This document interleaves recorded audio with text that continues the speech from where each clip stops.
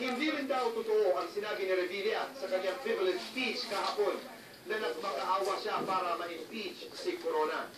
Habang nag-aalusal kami ng pandesal, nagulat ako nang sinabi sa akin ng presidente. Pare, parang awa mo na. Balato mo na sa akin ito. Kailangan sa ma-impeach. Pare, ipalato mo lang sa akin. Ano yung kapalat tayo ng sabog sa analisa? This was serious, no? We got to that point, because of the seem to be parang that notion that there are people who are above the law. So then balak to ano I believe we had a strong case. Kaya para sa Pangulo, tama lang ang pagboto ni Revilla kasama ang 19 senador para mapatalsik ang dating punong magistrado. What did we say? Gagawin ko ang tama. We voted to Justice Corona. Pag ginawa pa niya tama, pag ginawa ko na Agoy! Hoy! Nagubad naman ka? Buhos naman sa magsaring reaksyon sa social media kung tama nga ba o mali ang pakipagpulong ni Pangulo Aquino sa ilang senador kaugnay sa impeachment trial ni Chief Justice Renato Corona.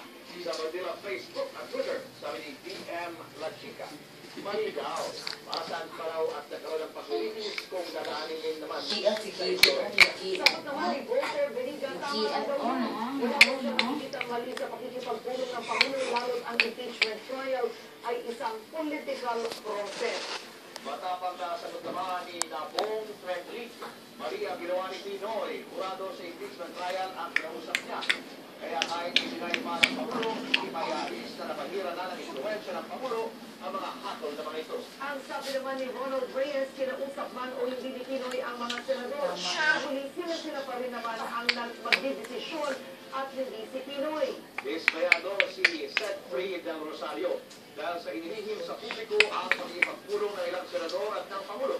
Lumalabas na ang gagawin naman ng kasalukuyang administrasyon ang lahat ng nais nito kahit na suwayin o lumabag sa fundamental principle ng separation of powers.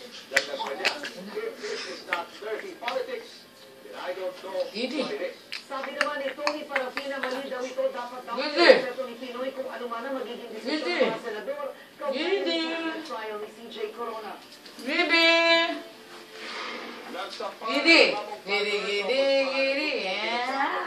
Pilipinas laban sa Pangulo 1, 2, 3 na paggamit ng Malampaya funds gift ng KMP 4 Panagutin si Pinoy sa sige paggamit ng 125 million pesos na pondo 3, 1, sa mga 2 project na ilang focus na NGO. Sinapahan din ang reklamo Budget Secretary Bush Ahmad, Agrarian-Reform Secretary Virgilio de los Reyes, Jonathan Napoles at Us lang ang short ni mo. Ang pajama.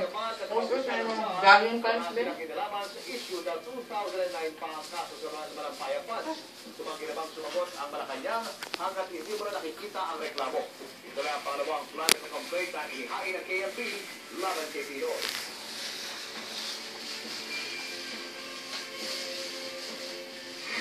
Sinalubong ng protesta